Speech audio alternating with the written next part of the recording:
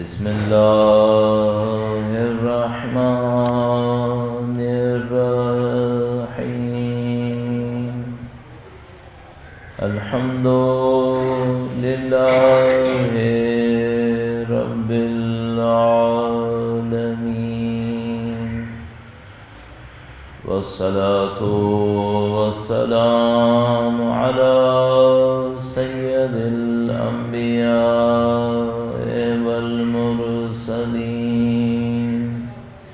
حبیب الہ العالمین ابی القاسم محمد صلی علی محمد وعلى آلہ الطیبین الطاہرین سیما بقیت اللہ فی الأراضین قال اللہ تعالی فی کتابہ الکریم بسم اللہ الرحمن الرحیم ام حسبت ان اصحاب الكهف والرقيم كانوا من آياتنا عجبا. پروردگار عالم کا انتہائی لطف و کرم ہے، انتہائی احسان ہے. اس نے ہمیں تمام تر خامیوں کوتاہیوں کے باوجود اہل بیت اطہار علیہ السلام کی محبت جیسی نعمت نصیب فرمائی، ان کے اس فرش پہ بیٹھنا نصیب فرمایا. اس نعمت کا شکر بجا لانے کے لیے اور اس دعا کے ساتھ کہ انشاءاللہ مرتے دموں تک خدا ہمیں اہل بیت کی بہترین چاہنے والوں میں قرار فرمائے، ان کے راستے کو طے کرنے والوں میں قرار فرمائے.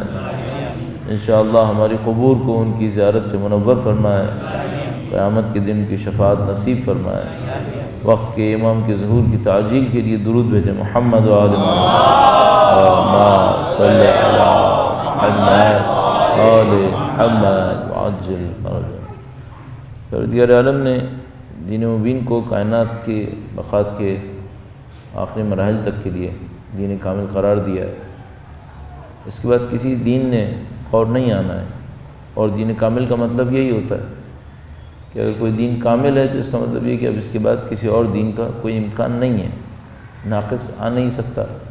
کامل کے بعد دوبارہ کامل بھیجنے کا کوئی فائدہ نہیں ہے، اور کامل سے بڑھ کر کوئی اور تصور میں نہیں ہے. تو اس کا مطلب یہ ہے کہ یہی دین آخری دین قرار پائے گا. اگر یہ دین آخری دین قرار پاتا ہے تو پھر بہت سارے اور سوالات آتے ہیں، اور ان سوالات میں سے ایک سوال یہ بھی ہے کہ یہ دین جو 1400 سال پہلے صحراؤں میں آیا تھا، مدینے جیسے شہر کے اندر جو ڈھنگ سے ایک شہر بھی نہیں تھا، حتیٰ اس زمانے کی تعبیرات کے اندر بھی شہر نہیں تھا، تو جو ایسی ایک ثقافت کے اندر آنے والا دین ہے وہ آج کے جو ماڈرنائزڈ کلچر ہے اور پوسٹ ماڈرنزم جس کو ہم لوگ تعبیر کرتے ہیں، اس میں یہ دین کیسے کارآمد ہو سکتا ہے؟ اور ابھی ہمیں نہیں معلوم کہ قیامت تک کتنی صدیاں اور باقی ہیں. ابھی تو ہم نے 1400 سال کا حشر دیکھا. 1400 سال میں ہم یہاں تک پہنچے ہیں کہ اب اگر کوئی مدینے کی سوسائٹی سے، معاشرے سے اس زمانے کا مقایسہ کرے تو سوائے ان چند چیزوں کو جن کو ہم نے زبردستی بچا کے رکھا ہے، اور تو کوئی چیز باقی نہیں رہتی. سبھی کچھ تبدیل ہو گیا. سوال یہ ہے کہ یہ دین بچتا کیسے ہے؟ یعنی دین، اس دور میں آنے والا دین آج کے دور میں کام کیسے آتا ہے؟ جبکہ ثقافت کا فرق جو ہے وہ زمین آسمان کا ہے، کمیونیکیشن کا بھی فرق ہے، ٹرانسپورٹیشن کا بھی فرق ہے، تمام مینز ٹیکنالوجی سب کا فرق ہے. یہ کام کیسے آتا ہے؟ پہلا سوال. دوسرا سوال یہ ہے کہ اگر نظریاتی طور پہ یہ کام آ بھی سکتا ہے تو آج لوگوں پہ اثر کیوں نہیں ہو رہا؟ کون ہے ہمارے معاشرے کے اندر جس نے دین کو نہیں سنا ہے؟ الحمدللہ رب العالمین، مسلمان ملک ہونے کے ناطے بچوں کو ابتدائی تعلیم سے اسلامیات تو پڑھنی ہے، اور اس اسلامیات کو بھی اگر آج میں دہراتا ہوں اپنی زندگی کے اندر کہ بچپنے میں پرائمری اسکول میں سیکنڈری اسکول کے اندر اسلامیات سے کیا کچھ پڑھا، تو مجھے یوں احساس ہونے لگتا ہے کہ اگر صرف پرائمری اسکول کی کتاب پر ہی عمل ہو جائے تو صورتحال کافی بہتر ہو جائے گی. ہمیں بہت زیادہ پیچیدگی میں جانے کی ضرورت نہیں ہے. مثلا پرائمری اسکول کی کتابوں میں ہی یہ لکھا ہوا ہے کہ سچ بولنا اچھا ہے، جھوٹ بولنا غلط ہے. ایثار، فداکاری، ہمدردی، ہمسائے کے حقوق، اللہ کی بندگی، یہ سب پرائمری اسکول کی کتاب میں ہی لکھا ہوا ہے. تو بعض اوقات یوں احساس ہونے لگتا ہے کہ ہم کچھ نہ کرتے اپنے ہی معاشرے کی پرائمری اسکول کی دین کی کتاب پر بھی عمل کر لیتے تو ہمارے معاشرے کی صورتحال کافی بہتر ہو جاتی. تو اب ایک طرف تو یہ سوال ہے کہ دین کام کیسے آتا ہے، دوسری طرف سے یہ سوال ہے کہ نظریاتی طور پہ تو کام آتا ہے، عملاً کام آ کیوں نہیں رہا ہے، کوئی تبدیلی کیوں نہیں کر رہا. بس یہ دو سوال آپ کی خدمت میں عرض ہوں گے، ان کے جواب کے ساتھ درود بھیجے گا محمد و آل محمد صلی علی محمد و آل محمد وعجل فرج. دین کی جو سب سے بڑی خوبی ہے جو ہمیں سمجھ میں آتی ہے، جس کی وجہ سے یہ دعویٰ کر سکتے ہیں کہ دین کام آئے گا، قیامت تک کام آئے گا، وہ یہ ہے کہ دین میں کئی حصے ہیں تعلیمات کے کئی حصے ہیں. کچھ حصوں کا دین کی تعلیمات کا ایسا تعلق ہے کہ جو جدید دور اور ادوار کی تبدیلی سے تبدیل ہو سکتا ہے، اس میں کوئی مشکل نہیں ہے.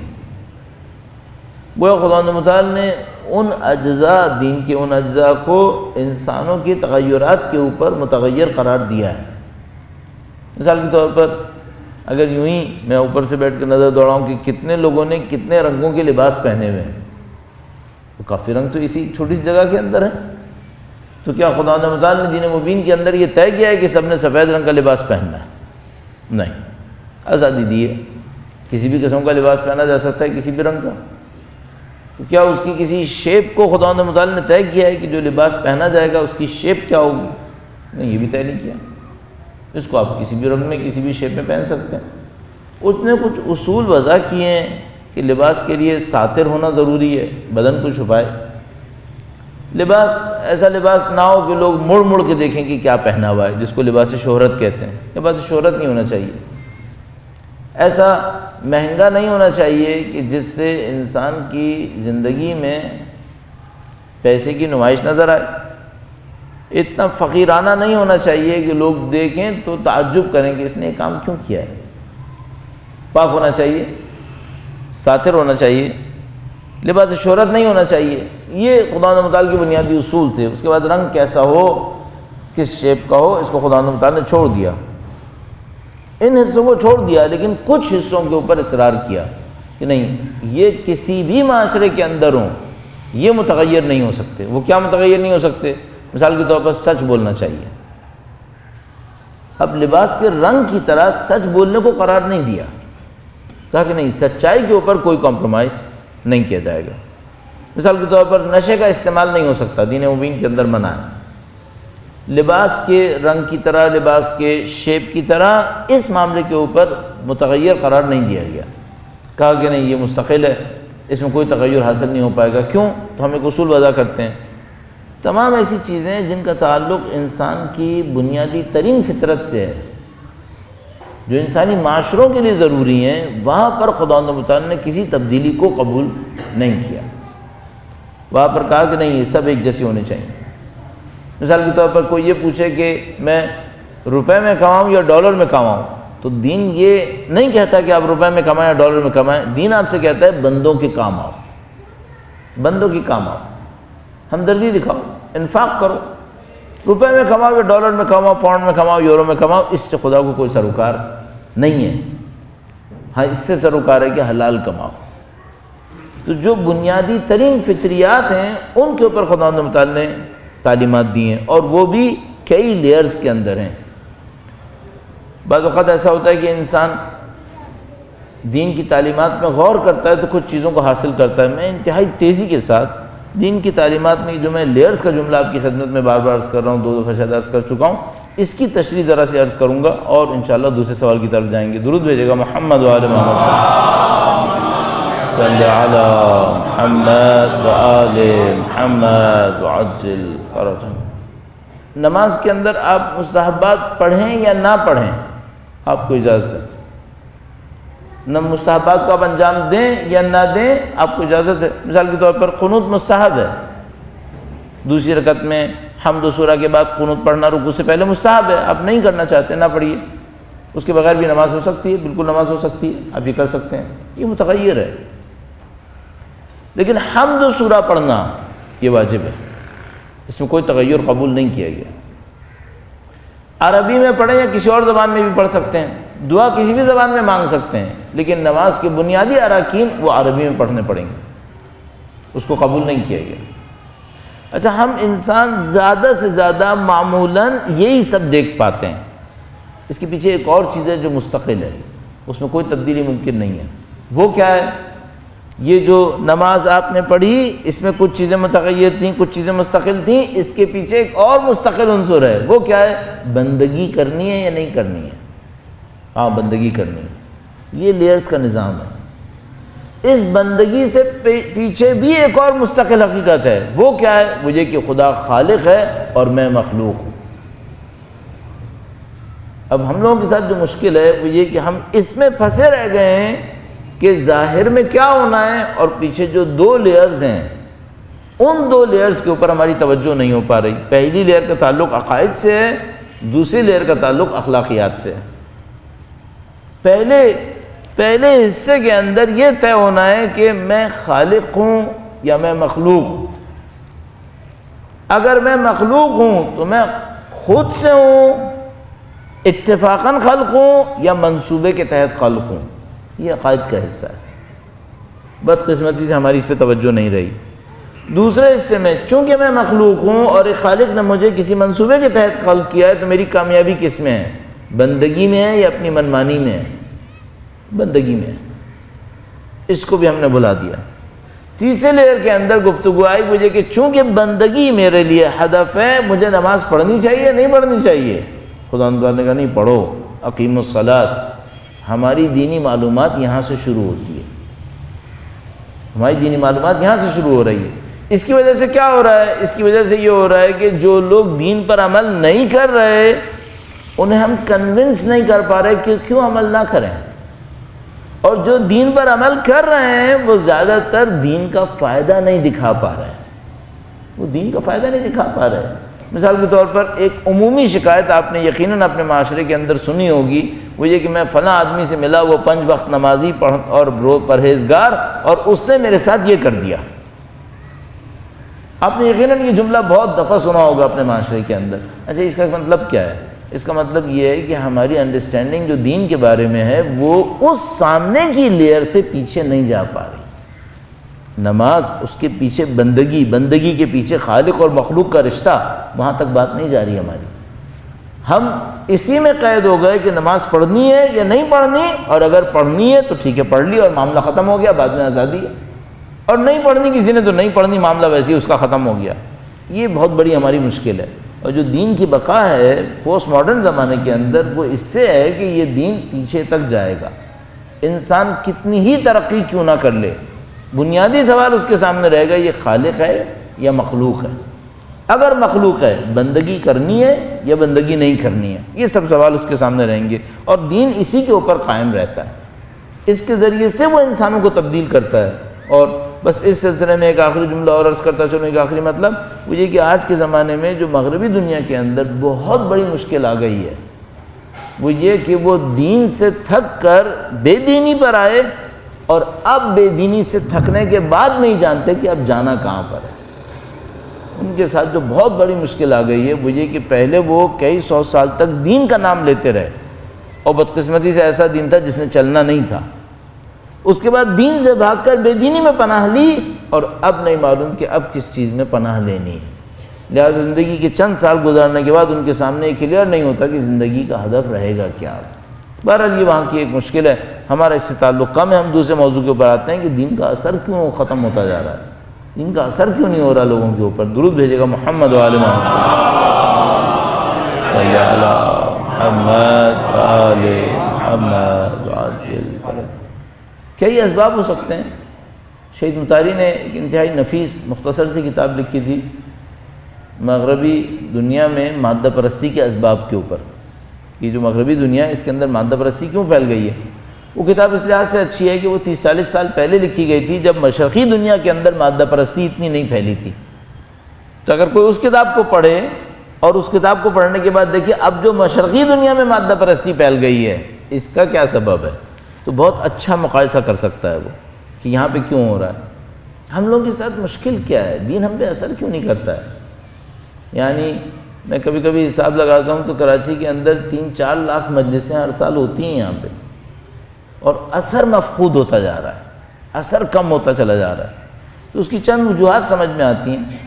بہت بڑا ایک معاملہ جو مجھے سمجھ میں آتا ہے وہ یہ کہ ہم نے دین کا جس طرح تجربہ ہونا چاہیے وہ تجربہ نہیں کیا ہوا۔ اس کا ایک مقدمہ عرض کرنے کی جسارت کروں گا، درود بھیجے گا محمد و آل محمد، صلی علی محمد و آل محمد وعجل فرجہ۔ آپ نے اور ہم نے کہیں نہ کہیں اسکول اور کالج کے زمانوں میں سائنس پڑھی ہوگی، اور اس میں ہم لوگ مختلف سائنس کے لاز پڑھا کرتے تھے۔ مجھے یاد ہے آج تک چارلز لا، بوائز لا، پتہ نہیں آئنسٹائن کے کون کون سے لاز یہ لوگ ہم لوگ پڑھا کرتے تھے، یا پتہ نہیں وہ لینسز کے ریفلیکشن کے لاز اور یہ اور وہ۔ ان میں سے کتنوں پر ہمارا یقین تھا؟ میرا اپنے خیال ہے کہ ہم میں جو مجھے ابھی تک یاد آ رہا ہے، اچھے کالجوں میں پڑھنے والے بچے بھی زیادہ تر رٹا کرتے تھے، کچھ لٹرلی رٹا کرتے تھے اور کچھ لوگ ایک اور سینس میں رٹ لیتے تھے۔ بلیف نہیں تھا، بلیف نہیں تھا، یقین کیوں نہیں تھا ہمیں؟ یعنی میرا اپنا ایک خیال ہے، میں کراچی کے ایک اچھے کالج میں پڑھا کرتا تھا، دہلی کالج اس زمانے میں بہت مشہور تھا، اور اس کلاس میں بھی شاید 70-80 کی کلاس میں 3-4 بچے ایسے ہوتے ہوں گے جن کو ان قوانین کے اوپر یقین تھا۔ اچھا کیوں ایسا ہے؟ انسان جب تک کسی چیز کے تجربے سے نہیں گزرتا اس کا یقین اس کے دل میں سرایت نہیں کرتا، دل میں یقین سرایت نہیں کرتا۔ مثلا آپ نے یقیناً بہت سارے لوگوں کو احتیاطیں بتاتے سنا ہوگا کہ بھئی اس معاملے میں یہ احتیاط کر لو، اس معاملے میں وہ احتیاط کر لو۔ اچھا جو ذرا جوان ٹائپ کا ہوتا ہے وہ ان احتیاطی فارمولوں کو سن سن کے کڑتا رہتا ہے، چڑھتا رہتا ہے کہ بھئی یہ کیا ہر وقت احتیاط احتیاط احتیاط۔ اچھا لیکن جو عمر رسیدہ ہوتا ہے وہ ان احتیاطوں کے نہ کرنے کے نتیجے میں کچھ سزائیں اٹھا چکا ہوتا ہے، اس کی زندگی میں کچھ تجربے ایسے ہو چکے ہوتے ہیں جس میں اس نے وہ احتیاط نہیں کی اور کسی معاملے سے گزرا۔ مثال کے طور پر اگر کسی نے بے احتیاطی میں گاڑی کھلی چھوڑ دی ہو اور اس کی گاڑی چوری ہو گئی ہو تو اگلی دفعہ کتنا امکان ہے کہ گاڑی کھلی چھوڑ کے جائے گا؟ میرا اپنے خیال ہے کہ ایکسٹرا کیئر اس بات کی کرے گا کہ گاڑی میری کھلی نہ رہ گئی ہو، چونکہ ایک دفعہ گاڑی غائب ہو چکی ہے۔ یہ ہم سب کے ساتھ ہوتا ہے، ہم لوگ سنے پہ کم اور تجربے پہ زیادہ یقین رکھتے ہیں، یہ بہت اچھی بات ہے۔ درود بھیجے گا محمد و آل محمد، علیکم السلام ورحمۃ اللہ، محمد و آل محمد وعجل۔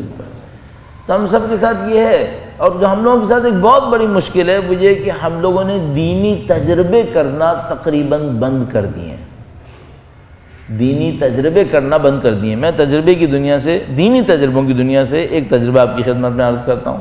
ایک بار پھر درود بھیجے گا محمد و آل محمد، صلی علی محمد و آل محمد وعجل فرجہ۔ 1996 میں نے ایران چھوڑ کر پاکستان آ رہا تھا، اور یہ ہماری زندگی کا بہت بڑا فیصلہ ہوتا ہے۔ جو طالب علم ملک سے باہر کہیں علم حاصل کرنے کے لیے جاتے ہیں، کچھ عرصے رہنے کے بعد جب وہ واپس آ رہے ہوتے ہیں، چاہے وہ قم سے آ رہے ہوں چاہے وہ امریکہ سے آ رہے ہوں، وہ ٹائم بہت سخت ٹائم ہوتا ہے، بہت بڑا فیصلہ ہوتا ہے، خاص کر اگر ہماری طرح کوئی 12 سال کے بعد آ رہا ہو تو بہت بڑی لائف میں چینج ہوتی ہے وہ۔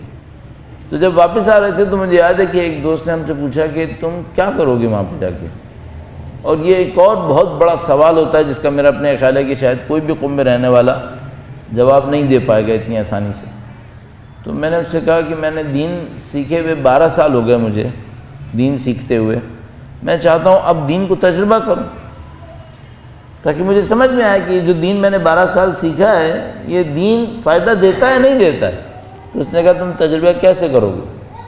تو میں نے اس سے کہا کہ دیکھو مثلا ہم نے بچپن سے سنا ہے کہ نماز کے بعد جو تسبیح ہم لوگ پڑھتے ہیں یہ ہمارے لیے اللہ کے نبی نے ایک تحفہ دیا ہے جو بی بی سیدہ طاہرہ سلام اللہ علیہا کے نام پر صلی اللہ علیہ وسلم۔ اور اس کے لیے ایک روایت بیان کرتے ہیں، اور روایت یہ ہے کہ بی بی تشریف لائیں اور اللہ کے رسول سے ایک خادمہ کا مطالبہ کیا۔ اللہ کے رسول نے فرمایا کہ میں کیا تمہیں ایسی کوئی عبادت نہ بتاؤں جو اس خادمہ سے بڑھ کر کارآمد۔ اس موقع پر اللہ کے رسول نے یہ تسبیح عنایت فرمائی۔ تو میں نے یہ سوچا کہ خادمہ کے مطالبے میں اور تسبیح دینے میں کوئی تعلق تو ہونا چاہیے، یعنی اگر بیوی نے کہا کہ خادمہ دی جائے تو خادمہ کیوں دی جائے؟ کام کرنے سے تھکاوٹ ہوتی ہے، کام میں کوئی شریک ہو جائے تو کام آدھا ہو جائے گا، تھکاوٹ کم ہوگی۔ پھر میری سمجھ میں ایک بات آئی مجھے کہ کیا تسبیح کا کوئی اثر تھکاوٹ کو دور کرنے میں ہونا چاہیے یا نہیں ہونا چاہیے؟ کام کے آسان ہونے میں، چلیے تھکاوٹ تو اثر ہے کام کے بعد کا، کام کا آسان ہو جانا اس سے بھی پہلے ہے، تو تسبیح یا تو تھکاوٹ ہونے کے بعد تھکاوٹ دور کرے یا مشکل کام کو میرے لیے آسان کرے، دو میں سے کوئی ایک کام کرے، یا اثر یا مؤثر، کوئی چیز تو ہو اس میں، یعنی کاز اینڈ ایفیکٹ میں سے یا ایفیکٹ پہ عمل کرے یا کاز پہ عمل کرے۔ اور اگر دونوں پہ عمل نہیں کر رہی تو پھر بے مورد ہو جائے گی، نعوذ باللہ تعالیٰ۔ تسبیح اس موقع پر اس مطالبے کے جواب میں دینا بے مورد ہوگا، اور ظاہر ہے کہ اللہ کے رسول بے مورد کام نہیں کریں گے۔ تو میں نے اپنے دوست سے کہا کہ میں یہ تجربہ کرنا چاہتا ہوں کہ بھئی یہ تسبیح واقعاً کام آئے گی یا نہیں آئے گی۔ اور کیا مثال؟ اور مثال یہ ہے کہ بھئی اتنے فارمولے ہم نے سنے ہیں دین میں رزق بڑھانے کے، اب میں قم میں بیٹھا ہوں، مجھے ایک اسکالرشپ مل رہا ہے، مجھے رزق کی کوئی مشکل ہے ہی نہیں کہ گھٹے گا یا بڑھے گا، مجھے وہاں کیا مشکل ہے؟ تو اب میں یہ کروں گا کہ میں پاکستان واپس جاؤں گا، عام لوگوں کی طرح نوکریاں کروں گا، رزق کمانے کی کوشش کروں گا، اس کے بعد دیکھوں گا کہ وہ رزق بڑھانے والے نسخے کام آتے ہیں یا نہیں آتے۔ میں نے اس سے کہا کہ یہ میرا دینی تجربہ ہوگا، تو مجھے یاد نہیں آتا اس نے مدت پوچھی یا نہیں پوچھی، تو میرا اندازہ یہ تھا کہ 5-10 سال تو لگ ہی جائیں گے تجربے کرتے کرتے، اندازہ انڈرسٹینڈنگ تقریباً یہ تھی میری۔ 10 سال کے بعد سے مجھے ان تجربوں کا اثر نظر آنا شروع ہوا۔ اب الحمدللہ رب العالمین 18 سال ہو گئے، 18 سال ہو گئے۔ اس 18 سال میں میں نے بہت سارے تجربے کر لیے ہیں، دین کے کاموں کے تجربے کیے۔ ان تجربوں سے کچھ چیزوں پر دین کے میرا یقین آ گیا، میرا یقین آیا۔ جو مجھے کمی نظر آ رہی ہے اپنے معاشرے میں وہ یہی نظر آ رہی ہے، ہم دین کے اوپر تجربہ نہیں کر رہے، دین کو منقول لے رہے ہیں۔ یہ نقل ہوا ہے تو میں لے لیتا ہوں، خود تجربہ کروں گا نہیں۔ اچھا کیا نقل کے اوپر اور سننے کے اوپر اعتماد کروں گا؟ وہ بھی چندہ نہیں، اعتراض بھی نہیں کروں گا، لیکن بہت زیادہ دل کا اطمینان بھی نہیں ہوگا، تو پھر دین کیسے پھیلے گا؟ دین کا اثر کیوں ملے گا؟ ایک اور تجربہ آپ کی خدمت میں عرض کرتا ہوں، درود بھیجے گا محمد و آل محمد، صلی علی محمد آل محمد وعجل۔ اس سلسلے میں جب بھی آپ تجربہ کرنے لگیں کسی مشکوک روایت پر تجربہ نہ کریں، تجربہ ایک ایسے دینی امر پر کریں، ایسے دینی کام پر کریں جس کی سندیت قطعی ہو، کیونکہ اگر سند قطعی نہیں ہے اور آپ مشکوک کام پہ تجربہ کریں گے تو وہ پورا نہ ہو، اس سے دین کو کوئی فائدہ نہیں ہوگا، کچھ پتہ نہیں چلے گا اس کا۔ تو آپ قطعی ترین سند کے کاموں کے اوپر تجربہ کریں تاکہ آپ کو اس کی اوتھینٹسٹی پر بعد میں کوئی شک نہ رہے۔ مثال کے طور پر اگر آپ نے مثلا ڈائمنڈ کے اوپر کوئی تجربہ کرنا ہے، آپ ڈائمنڈ کے اوپر تجربہ کرتے رہے 1 سال 2 سال، اور 2 سال بعد آپ اپنے آپ سے پوچھیں کہ جو میرے ہاتھ میں ہے یہ ڈائمنڈ ہے بھی یا نہیں ہے، تو یہ تجربہ اچھا تجربہ نہیں ہے، یہ تجربہ بیکار ہے۔ آپ کو تجربہ شروع کرنے سے پہلے یہ کنفرم کرنا تھا کہ یہ جو ہاتھ میں ہے یہ ڈائمنڈ ہے یا ڈائمنڈ نہیں ہے۔ تو اگر آپ دین پہ تجربہ کرنا چاہتے ہیں تو سب سے پہلا کام یہ کریں کہ جو دی موسٹ اوتھینٹک آپ کے پاس ہو اس سے شروع کریں، تو مثال کے طور پر ون آف دی اوتھینٹکس میرے پاس آئیں نماز غفیلہ. نماز غفیلہ اوتھینٹک ہے، گرچہ واجب نہیں ہے نماز مستحب ہے، لیکن مستحب نمازوں میں کم نمازیں اتنی اوتھینٹک ہیں. مثلا نماز شب اوتھینٹک ہے، نماز شب اوتھینٹک ہے، اس میں کسی کو شبہ نہیں ہے، قرآنی بیس بھی ہے. فَتَحَجَّدْ بِهِ نَافِلَةً لَكَ عَسَىٰ أَن يَبْعَثَكَ اللَّهُ مَقَامًا مَحْمُودًا، ہے تو مستحب لیکن قرآنک بیس ہے نماز شب کی. اسی طرح نماز غفیلہ ہے مستحب لیکن اس کی بہت سالڈ بیس ہے روایات کے اندر، اتنی سالڈ ہے کہ اس کے اوپر نہیں معلوم کتنی روایات ہمارے پاس موجود ہیں، اور خاص کر مولا چوتھے امام سے اس کی کئی روایات موجود ہیں. درود بھیجے گا ان کی ذات صلی علی محمد آل محمد عجل. میں نے کہیں پر ایک اور اوتھینٹک روایت میں پڑھا کہ جب بھی دین کے لیے کوئی کام کرو، کوئی ذکر، کوئی ورد، کوئی نماز، کوئی عمل، تو 360 دن تک کرو، 360 دن تک. اور اس روایت کے اندر اس طریقے سے لکھا تھا کہ تمہارے بدن کے اندر کچھ رگیں ہیں جن کی تعداد 360 ہے. جب تک کسی عمل کو 360 دن تک نہیں کرو گے اس عمل کا اثر تمہارے وجود کے اوپر نہیں آئے گا. اب ظاہر ہے کہ بدن کی رگوں کا مطلب یہ خون کی رگیں نہیں ہوگا، نروس سسٹم نہیں ہوگا، بدن کی رگوں کا مطلب وجود کے کچھ اور رگیں ہوں گی جس کو ابھی میں یہاں کیا بیان کر پاؤں.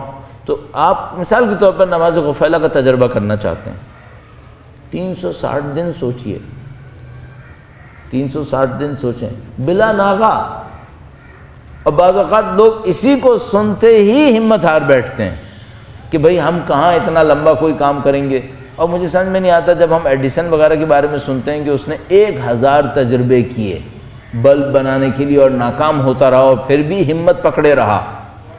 تو کسی نے مثلا بیان کرتے ہیں کہ 1000 تجربے کرنے کے بعد ایڈیسن سے پوچھا کہ بھئی تم نے 1000 تجربے کر لیے ہیں، کیا اب ہمت نہیں ہاری؟ تو اس نے کہا کہ نہیں، 1000 تجربے کر کے مجھے 1000 وہ راستے پتہ چل گئے جن سے بلب نہیں بنتا، اب مجھے وہ راستہ ڈھونڈنا ہے جس سے بلب بنتا ہے. تو بدقسمتی سے ہم تجربے میں اتنے شدید نہیں ہیں. مثلا اگر کسی سے کہا جائے کہ بھئی 360 دن یہ عمل کرو پھر اس کے بعد اس کا اثر دیکھنا، تو وہ ویسے ہی ہمت ہار کے بیٹھ جاتا ہے، کہاں میں 360 دن کروں گا. اور مجھے سب سے زیادہ افسوس اس شخص پہ ہوتا ہے جو یہ کہتے ہوئے 1000 دن گزار دیتا ہے کہ میں کہاں 360 دن کروں گا. 360 دن کچھ بھی نہیں ہوتے. 60 سال کی انسان کی زندگی تو ذرا حساب لگائے گا کتنے دن بنتے ہیں، اس میں 360 کی کیا ویلیو ہے. اور مثلا اگر کوئی جوان ہو 20-25 سال 20-22 سال کی اس کی عمر ہو اور وہ دین کے کسی ایک تجربے کو کامیابی سے دیکھ لے تو ابھی زندگی میں 40 سال اور باقی ہیں. وہ طبیعتاً 40 سال فائدہ اٹھا سکتا ہے اس سے. تو بہت کام ہے. آپ کسی ایک اوتھینٹک چیز کو لے لیجئے، اس کا تجربہ کریں، تجربہ کر لیں، مہارت ہو جائے آپ کو، اس میں کامیابی ہو جائے تو پھر آپ کا یقین دین کے اوپر کچھ اور ہوگا، اس کے پھر اثرات کچھ اور ہوں گے. البتہ پھر بھی کچھ مشکلات ایسی آتی ہیں جس سے انسان کی جڑیں تک ہل جاتی ہیں. بہت حوصلہ چاہیے. بعض اوقات مصیبتیں بعض اوقات ایسی آتی ہیں انسانوں کو اکھاڑ کے پھینک دیتی ہیں. جو امیر المومنین نے جملہ استعمال کیا تھا، درود بھیجے گا ان کی ذات گرامی پر، صلی اللہ علیہ وسلم،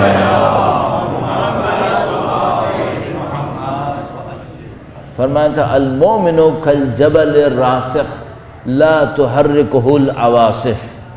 مومن راست قامت پہاڑ کی طرح ہوتا ہے، آندھیاں اسے ہلا نہیں سکتی، آندھیاں ہلا نہیں سکتی. پہاڑ کسی آندھی سے نہیں ہلتا. مومن ایسا ایک پہاڑ ہوتا ہے. ہم لوگ معمولاً اتنے مومن نہیں ہیں کہ پہاڑ بنے. ہم لوگ زیادہ سے زیادہ لکڑی کے درخت کی طرح ہوتے ہیں، دیکھنے میں نہیں ہلتا لیکن جب آندھی آئے گی تو پتہ چلے گا. تو اس وقت پتہ چلے گا کہ یہ ہلے گا یا نہیں ہلے گا، اور گرے گا یا نہیں گرے گا. اور مولا نے مالک اشتر کے لیے یہی کہا کہ مالک اشتر اگر پہاڑ ہوتا تو بہت اونچا پہاڑ ہوتا. یہ لوگ تھے جنہوں نے اپنی زندگیوں میں دینی تجربے کو اس مضبوطی کے ساتھ انجام دیا کہ ہوائیں انہیں ہلا نہیں پاتی تھیں. ہم لوگ ایسے نہیں ہیں. ہم لوگ یا دینی تجربے سے نہیں گزرتے یا گزرتے ہیں تو چھوٹا موٹا کوئی تجربہ کر کے جان چھڑا لیتے ہیں. یا زیادہ تر تو مسموع اور منقول کے اوپر، یعنی سنے ہوئے کے اوپر اور بیان ہوئے کے اوپر، اس کے اوپر گزارا کر رہے ہوتے ہیں۔ مجھے تقریباً یقین ہے کہ ہم نے اگر 100 لوگوں کو مجلس سنائی ہوتی ہے تو ان میں سے 1-2 نے تجربہ کیا ہوتا ہے، باقی سب مسموع کے اوپر گزار رہے ہوتے ہیں کہ ٹھیک ہے سن لیا اتنا ہی کافی ہے۔ تو ان کا ایمان اور ان کا یقین بھی اسی سننے کی حد میں ہی ہوتا ہے، دیکھے اور گزرے ہوئے کی حد میں نہیں ہوتا۔ 3 لیولز انسان کے یقین کے سوچے جا سکتے ہیں۔ ایک انسان کو کسی بات پہ یقین ہوتا ہے اتنا کہ کسی سے سنا اور یقین کر لیا، ایک دفعہ ہوتا ہے یقین ہوتا ہے اور اس سننے میں پڑھا بھی شامل ہے، کتاب سے پڑھا اور یقین کر لیا۔ اب اس یقین کی اس کو عرفاً یقین کہتے ہیں، 100% یہ یقین ہوتا نہیں ہے، اس کو گمان کہہ سکتے ہیں، قوی گمان۔ ایک دفعہ ہوتا ہے سنتا نہیں ہے، دیکھتا ہے اور مانتا ہے۔ اب یقین کی جگہ ماننے کے لفظ استعمال کر لیں تو ٹیکنیکلی ہم سیف ہو جائیں گے۔ بس ایک دفعہ انسان سنتا ہے یا پڑھتا ہے اور مان لیتا ہے، یہ ایک لیول ہوتا ہے۔ ایک دفعہ دیکھتا ہے، آبزرو کرتا ہے اور مان لیتا ہے، یہ ایک اور لیول ہوتا ہے جو اس سے بڑھ کر ہوتا ہے۔ ایک دفعہ خود گزرتا ہے اور سمجھ لیتا ہے اور پھر مانتا ہے۔ مثلاً تیسرے لیول کو کس سے تعبیر کیا جائے؟ بہت خوبصورت تعبیر ہے جو خداوند تعالیٰ حضرت ابراہیم کا مکالمہ ہے کہ حضرت ابراہیم نے خدا سے کہا، خدایا کیف تخلق، تو خلق کیسے کرتا ہے؟ فما اولم تؤمن، کیا ایمان نہیں لائے؟ کہ میں ایمان لایا ہوں، ولیکن لیطمئن قلبی، تاکہ میرا دل مطمئن ہو جائے۔ اب یہ جو دل کا اطمینان تھا اس کے لیے کیا ضروری تھا؟ خدا نے یہ کافی نہیں تھا کہ دکھاتا کہ میں کیسے خلق کرتا ہوں، نہیں، یہ تو حضرت ابراہیم بہت دفعہ دیکھ چکے تھے۔ خدا نے کیا کیا؟ ان کو خود خالقیت کے چینل میں قرار دے دیا۔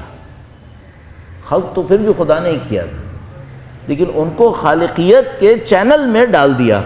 کہا 4 پرندوں کو ذبح کرو، ان کے گوشت کا قیمہ کرو اور سب کے قیموں کو ملا دو، اس کے بعد 4 پہاڑیوں پہ رکھو اور ایک ایک کو آواز دو، تو چاروں کے گوشت اڑے اور ملے اور حضرت ابراہیم کی طرف آئے۔ تو حضرت ابراہیم نے گویا خالقیت کے چینل میں اپنے آپ کو دیکھ لیا، پھر سمجھ میں آیا کہ خدا خلق کیسے کرتا ہے۔ اس کو میں کہہ رہا ہوں خود گزرتا ہے، خود گزرتا ہے تب دین سمجھ میں آتا ہے۔ ہم لوگوں کے ساتھ بدقسمتی یہ ہو رہی ہے کہ یہ ہمارا دین مسموع و منقول ہے، یا ہمارا دین بہت زیادہ اچھا ہوا تو دیکھا ہوا ہے، اس سے آگے کی بات نہیں ہو رہی ہے۔ اگر گزریں تو فائدہ اور زیادہ ہوگا انشاءاللہ۔ تو آپ کیا کر سکتے ہیں؟ مختصر سا ایک کام کر سکتے ہیں، دین کے کسی بھی اوتھینٹک حکم کو لے لیں، ایک حکم کو لے لیں اور ایک حکم کو لے کر اس کے اوپر محنت کریں، 360 دن کم سے کم کر لیں، 360 دن محنت کر لیں اور اس کے بعد پھر آپ کہہ پائیں گے کہ میں اس کے تجربے سے گزر گیا۔ مثلا نماز شب کا تجربہ ہے، نماز غفیلہ کا تجربہ ہے، کسی دعا کا تجربہ ہے، ان سب کے تجربوں سے گزریں تو پھر آپ کے پاس دین کی تعلیمات میں سے کوئی چیز آتی ہے۔ درود بھیجے گا محمد و آل محمد، صلی علی محمد آل محمد۔ ہمارے ساتھ ایک اور مشکل یہ ہے کہ اگر کوئی اس طرح کے تجربے کرتا ہے تو وہ دین نہیں چاہ رہا ہوتا، اپنے لیے جادو مانگنے لگتا ہے، اپنے لیے جادو مانگنے لگتا ہے۔ مثال کے طور پر اگر کوئی بندگی کے تجربے سے گزرتا ہے تو وہ سوچتا ہے مجھے کوئی ایسی دعا مل جائے میں وہ پڑھوں تو جادو کی طرح فلاں کام ہو جائے، جادو ٹونوں کے پیچھے بھاگنے لگتا ہے۔ تو مثلا وہ یہ کہے گا میں تو یہ بھی کر سکتا ہوں، میں تو وہ بھی کر سکتا ہوں۔ تو اس سے کوئی پوچھے کہ آیا خدا کا دین یہ جادو کروانے کے لیے آیا تھا یا خدا کا دین بندے بنانے کے لیے آیا تھا؟ خدا کا دین جادو سکھانے کے لیے نہیں آتا کہ ایک آدمی پتھر کو پھل بنا دے، پھل کو پتھر بنا دے، دیواروں سے خوشبو نکال دے، اس کو وہ دکھا دے، اس کو یہ سونگا دے، اس کے لیے نہیں آتا۔ خدا کا دین بندے بنانے کے لیے آتا ہے۔ لوگ اللہ کی بندگی میں سفر کرتے ہیں، اللہ کی بندگی میں چلیں، اس کے لیے آتا ہے۔ کوئی ممکن ہے پوچھے بندگی آتا ہے پھر کیا ہوتا ہے؟ بندگی ہوتی ہے تو معاشرہ صحیح ہوتا ہے، لوگوں کو عدل ملتا ہے، عدل ملتا ہے تو ترقی کرتے ہیں، تزکیہ حاصل کرتے ہیں، کمالات کی طرف فارغ ہوتے ہیں۔ لیکن یہ سب چیزیں اب بہت پیچھے رہتی جا رہی ہیں۔ تو آپ کو اور مجھے جو کرنا ہوگا وہ یہ کہ ہم کسی ایک تجربے کو لے لیں اور اس کے اوپر آگے بڑھیں۔ آخری بات اس سلسلے میں، عمر کے کس حصے تک تجربے کرنا اچھا ہے؟ تو اس میں البیرونی کا بہت خوبصورت ایک مکالمہ ہے۔ البیرونی بہت بڑا سائنٹسٹ تھا اور وہ انڈیا بھی آیا ہوا تھا۔ وہ مر رہا تھا تو ایک موقع پر کوئی عالم وہاں پہنچ گئے۔ البیرونی بالکل ڈیتھ بیڈ کے اوپر مرتے ہوئے دموں پر ایک عالم وہاں پہنچ گئے۔ جیسے ہی وہ عالم پہنچے تو البیرونی نے کہا کہ آپ بہت اچھا ہوا کہ آپ آ گئے، مجھے ایک سوال پوچھنا تھا۔ تو اس نے کہا کہ مثلاً برخوردار اب چین سے مر جاؤ، بہت زندگی گزار لی پوچھتے پوچھتے، اب مرتے دموں تو خاموشی سے مر جاؤ۔ تو البیرونی نے کہا کہ کیا پسند کریں گے آپ، کہ میں جان کے مروں یا جاہل مروں؟ جان کے مروں یا بغیر جانے مر جاؤں؟ تو اس عالم نے اعتراف کیا کہ ہاں جان کے مرو یہ بہتر ہے۔ علم گوشت میں وزن نہیں بڑھاتا لیکن روح میں کچھ بڑھاتا ہے۔ علم اہم ہے، علم ملنا چاہیے۔ ہم لوگوں کی ایک اور مشکل جو ہو گئی ہے وہ یہ کہ ہمیں حکمت نہیں مل رہی ہے۔ انسانوں کی ارواح کو حکمت کی ضرورت ہے، جیسے بدن کو غذا کی ضرورت ہے، ہمیں حکمت نہیں مل رہی ہے۔ بدقسمتی ایک اور یہ ہے کہ وہ حکمت ہمارے ہاتھوں کے اندر ہے اور ہمیں نہیں مل رہی ہے، یا ہم اس تک پہنچ نہیں پا رہے۔ مثلا نہج البلاغہ ہمارے ہاتھوں کے درمیان ہے جس میں حکمت ہی حکمت ہے، قرآن کریم ہمارے ہاتھوں کے درمیان ہے جس میں حکمت ہی حکمت ہے۔ اگر اس حکمت کو لیں گے ہماری روح سیراب ہوگی، لیکن ہم بدن کی سیرابی پر زیادہ مائل ہیں اور روح کی سیرابی سے ہمارا تعلق کم ہوتا چلا جا رہا ہے۔ تو آپ میں سے کچھ لوگوں کو اور ہم لوگوں کو اس بیریئر کو توڑنا پڑے گا، ورنہ ایک اور بہت بڑا خطرہ ہے۔ اگر کسی معاشرے میں علم و حکمت نہیں رہتی تو لوگوں کی روحیں مر جاتی ہیں، ارواح مر جاتی ہیں، پھر ترقی نہیں ہوتی۔ جیسے ڈیڈ باڈی پھر ترقی نہیں کر سکتی چاہے کتنے وٹامن دے دیں آپ اسے، ڈیڈ باڈی ہوتی ہے۔ 6 سال کا بچہ بھی مرتا ہے، 6 سال کے بچے کو ڈیڈ باڈی کو بہت سارے وٹامنز دینے سے اب وہ بڑھے گی نہیں کیونکہ ڈیڈ ہو چکی ہوتی ہے۔ اس سے پہلے کہ ارواح مریں ہمیں محنت کرنی ہوگی اور اس کے اوپر کام کریں۔ جیسے میں نے آپ کی خدمت میں عرض کیا، آپ دینی تجربے سے گزریں، سادے دینی تجربے کریں، کمپلیکیٹڈ نہ کریں۔ مثال کے طور پر ایک سادہ سا دینی تجربہ کیا کریں، کسی ایک خاص وقت کے اوپر دن میں طے کر لیجئے، قرآن کریم کھولیں، چند آیتیں پڑھیں اور اسی کام کو کرتے رہیں۔ دیکھیں اثر ہوتا ہے یا نہیں ہوتا، ہوتا ہے تو کیا ہوتا ہے۔ مثلا تسبیح میں نے آپ کی خدمت میں عرض کیا، نماز غفیلہ آپ کی خدمت میں عرض کیا، ان تجربوں سے گزرنا چاہیے ہم سب، اور اس کے پھر ہمیں اثرات ملتے ہیں۔ مثلا ایک بہت بڑا تجربہ ہے، وہ کیا ہے؟ صبر کریں۔ قرآن کریم میں 2 کلمات ایسے ہیں جس میں شاید ہی کسی اور تیسرے لفظ کے اوپر اتنے وعدے ہوں جتنا ان 2 کے اوپر ہے۔ 2 کلمے ایسے ہیں جن پہ سارے وعدے ہوتے ہیں۔ فرشتے کب آتے ہیں پتہ نہیں، خدا کسی کو کہاں سے کہاں پہنچا دیتا ہے۔ کن چیزوں پر؟ 2 چیزوں پر ہے، صبر پر اور تقویٰ پر، بس 2 پر۔ اس پہ پوری کائنات کو خدا گھما دیتا ہے، صبر پہ اور تقویٰ پہ۔ تو ایک بہت بڑا تجربہ صبر کا تجربہ ہے۔ انسان صبر کو آزمائے کہ صبر کرنے سے ہوتا کیا ہے، آخر اتنے وعدے دیے گئے، کچھ تو ہوگا اس کے اندر۔ تو جیسے کسی پوزیشن میں پھنسے، اپنے آپ سے کیا، اگر میں صابر ہوں تو مجھے کیا کرنا چاہیے، تو وہ کر کے دکھائے، اس تجربے سے گزار لے اپنے آپ کو۔ تو اس میں کیا ہوگا، اس کو پتہ چلے گا کہ صبر سے ہوتا کیا ہے، آخر قرآن کریم اتنے وعدے کرتا ہے۔ اور ایک بات ہم کہہ سکتے ہیں کہ جو کربلا کی جنگ اہل بیت نے جیتی ہے، اس کا ایک بہت بڑا عنصر صبر ہے، اگر نہ کہیں کہ سب سے بڑا عنصر ہی یہی ہے، لیکن بہرحال کم سے کم یہ کہہ سکتے ہیں کہ ایک بہت بڑا عنصر صبر تھا۔ یہ جنگ صبر کے بغیر نہیں جیتی جا سکتی تھی۔ اصل یہ جنگ ہم سب کو معلوم ہے، یہ جنگ لشکر کی جنگ تھی بھی نہیں۔ سید الشہداء نے اپنی حکمت عملی میں کچھ جگہوں پر لشکروں کو دعوت دی ہے، بصرہ خط بھیجا ہے، مدینہ خط بھیجا ہے، خطوط امام نے کئی جگہ بھیجے ہیں، لیکن خطوط کا اسٹائل یہ نہیں ہے جیسے کوئی جنگ کے لیے لشکر جمع کرتا ہے، وہ اسٹائل نہیں ہے۔ اسٹائل بہت ہی منتخب لوگوں کو جمع کرنے کا ہے۔ ہم سب جانتے ہیں جب تمام طرف سے اطراف سے نا امید ہو گئے ظاہری طور پر، امام کے اصحاب جو تھے تو امام سے درخواست کی کہ آپ بھی اپنے کسی ماننے والے کو بلائیں، تو انہوں نے حضرت حبیب کو بلایا۔ یوں سمجھ میں آتا ہے کہ اگر اس وقت بھی 2-4 لوگوں کو اور بھی بلانا چاہتے تو شاید آ جاتے، لیکن امام کی جستجو یوں سمجھ میں آتا ہے کہ جیسے لشکر جمع کرنے پہ نہیں ہے، امام کی جستجو منتخب افراد جمع کرنے پر ہے۔ کس اسکیل پر، کس پیرامیٹر پہ، کس کو جمع کر رہے تھے، کس کو چھوڑ رہے تھے؟ یہ بہت سخت ہے۔ میرا اپنے خیال ہے کہ ہم یہ کام شاید کبھی نہیں کر پائیں گے کہ ہم یہ سمجھ پائیں کہ امام کس پیرامیٹر پر کسی کو بلا رہے تھے اور کسی کو جانے کو کہہ رہے تھے۔ لیکن ایک، پھر وہی عرض کروں گا، ایک شاید صبر تھا۔ امام کسی بے صبرے کو اپنے درمیان نہیں دیکھنا چاہتے تھے، کیونکہ اگر ایک بھی بے صبرا ہوتا تو وہ کسی موقع پر ضعف دکھاتا، اپنی کمزوری دکھا دیتا، اور امام کے لشکر میں کسی نے بھی کمزوری نہیں دکھائی۔ اس کا مطلب ہے سب صابر تو تھے کم از کم، اور بھی ہوں گے یقیناً، بہت سارے پیرامیٹرز ہوں گے جس پہ امام نے جمع کیا ہوگا، ایک صبر نہیں ہوگا، لیکن ایک کم سے کم صبر تھا۔ اس کا مطلب کیا ہے؟ اگر کوئی شخص صابر ہو تو شاید اگلے امام کے لشکر میں بھی چلا جائے گا۔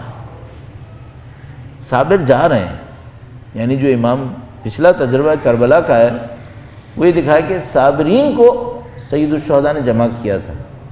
اس کا مطلب یہ کہ اگر کوئی اگلے امام کے لشکر میں جانا چاہتا ہے تو کم از کم ایک صفت جو اس کو چاہیے ہوگی وہ صبر ہوگی، اس کے بغیر جانا مشکل پڑ جائے گی ہمیں۔ تو صبر بہت بڑی صفت ہے، اس سے بڑھ کر کیا صفت ہوگی؟ یعنی اس کائنات میں کربلا سے بڑھ کر تو کوئی غمناک واقعہ نہیں ہے، کوئی غم انگیز واقعہ پوری کائنات کے اندر کربلا سے بڑھ کے نہیں ہے۔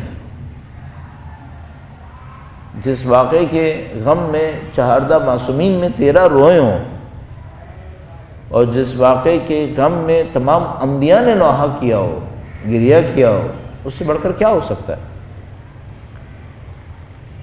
اگر کوئی جمع کرے کربلا کے واقعے کو اور یہ سوچے کربلا کے واقعے میں جو غم انگیز ترین واقعہ ہے، سب سے زیادہ غمناک واقعہ کون سا ہے اس واقعے کے اندر، تو پھر میں عرض کروں گا ہم لوگ ظاہر کمزور ہیں، انتہائی کمزور ہیں کہ ہم اس بات کو جج کر سکیں کون سا واقعہ سب سے زیادہ غمناک تھا، لیکن کچھ روایات ساتھ مل جاتی ہیں جو اس بات کی گواہی دے رہی ہوتی ہیں کہ وہ وقت تھا جب سید الشہداء آخری الوداع کے لیے آئے تھے۔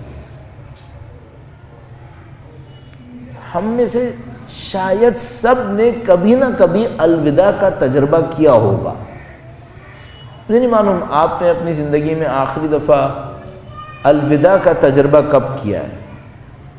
مثلا کبھی کوئی وقت آتا ہے جب انسان اپنے کسی بچے کو بھیج رہا ہوتا ہے کہیں، تو یہ ایک الوداع کا تجربہ ہوتا ہے، یا مثلا اپنے ماں باپ کی قبر سے علیحدہ ہو رہا ہوتا ہے، ان کے جسد سے علیحدہ ہو رہا ہوتا ہے، شاید الوداع کا تجربہ ہوتا ہے۔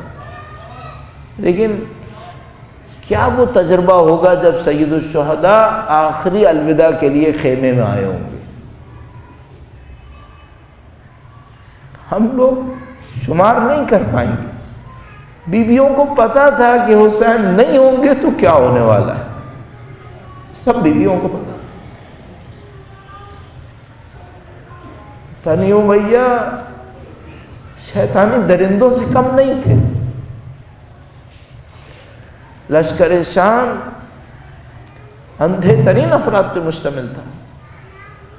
بیویوں کو پتا تھا کہ شمر جیسے لوگ کے نزدیک تقدس نام کی کوئی چیز نہیں ہوتی۔ ان سب کو پتا تھا کہ ایک دفعہ حسین دنیا سے گئے، اس کے بعد ظلم و جبر کے دروازے کھل جائیں گے۔ بچے علیحدہ پریشان تھے کہ جس کو ہم سہارا کہہ رہے تھے باپ کے جانے کے بعد، سارے یتیم امام حسین کے چاروں طرف جمع ہو گئے۔ ہم لوگوں کے لیے اس دو طرف کے غم کو سمجھنا بہت مشکل ہے۔ مثلا میں خود مصائب جب پڑھ رہا ہوتا ہوں، ہم لوگ جب امام حسین علی اکبر کو الوداع کہہ رہے تھے، اس مرحلے کے مصائب کو پڑھتے ہیں تو زیادہ تر امام حسین کی طرف سے پڑھتے ہیں کہ بوڑھا باپ جوان بیٹے کو الوداع کر رہا تھا۔ کچھ عرصے پہلے میرے دل میں آیا کہ کاش کوئی علی اکبر کی طرف سے مسائل پڑھ کے دیکھے کہ یہ جوان کیا سوچ رہا ہوگا کہ میں تو چلا جاؤں گا لیکن میرے باپ پہ بچیاں چلیں گی۔ تو وہ مسائل کی دنیا ہی کچھ اور ہوگی پھر۔ تو ابھی میں کہوں گا کہ کبھی ہم امام کی آخری الوداع کو بیویوں کی طرف سے پڑھتے ہیں، کبھی بچوں کی طرف سے پڑھتے ہیں، کاش کوئی حسین کی طرف سے پڑھے کہ امام اپنے بچوں کو دیکھ رہے ہوں گے، یتیموں کو دیکھ رہے ہوں گے۔ اپنے اندر جسارت نہیں کروں گا لیکن میں کہوں کہ وہ سکینہ کو دیکھ رہے ہوں گے کہ ابھی میری پیاری سی بچی کو تماچے لگیں گے۔ اس حساس موقع پر امام حسین نے بی بی زینب سلام اللہ علیہ سے فرمایا بی بی صبر کرنا، ان اللہ مع الصابرین، وسيعلم الذين ظلموا أي منقلب ينقلبون۔ پروردگارہ تجھے واسطہ محمد و آل محمد کا اس قلیل کو اپنی بارگاہ میں قبول فرما۔ اے خدایا ہمارے غموں کو، ہماری مشکلوں کو تو جانتا ہے پاک پروردگار، تجھے سید الشہداء کا واسطہ ان غموں کا کوئی علاج فرما دے، ان مشکلات کو دور فرما۔ اے پاک پروردگار جو مظلومیت کے عالم میں بچے شہید ہو رہے ہیں، جوان بوڑھے شہید ہو رہے ہیں، پاک پروردگار ان شہادتوں کے صدقے میں امام کے ظہور میں تعجیل فرما، ہمیں ان کی نصرت کی سعادت نصیب فرما۔ امام کے نام کے صدقے میں ہمارے مرحومین کے تمام گناہان صغیرہ و کبیرہ کی مغفرت فرما۔ اے پاک پروردگار امام کی نصرت کی راہ میں شہادت نصیب فرما۔ ایک سورہ فاتحہ 3 مرتبہ سورہ اخلاص مرحوم سید محمد علی زیدی ابن سید علی حیدر زیدی اور آپ اپنے ہمارے تمام مرحومین علماء اور رفاع فقہاء شہداء سب کو شامل فرمائیے۔ ایک سورہ فاتحہ اور 3 مرتبہ سورہ اخلاص تلاوت فرمائیے۔